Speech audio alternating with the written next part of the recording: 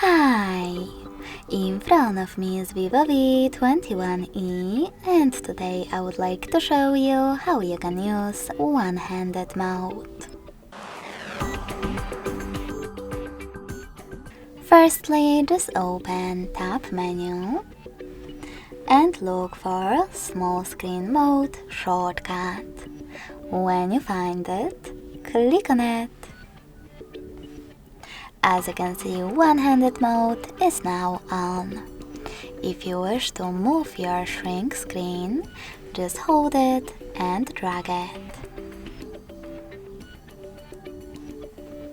If you want to resize it, click on this icon with a square on the top right or left corner.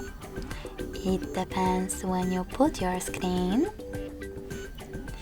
and scale it however you wish to. In order to close your window though, just tap on this X on one of the top corners.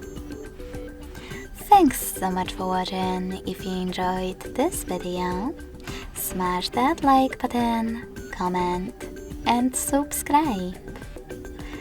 Bye!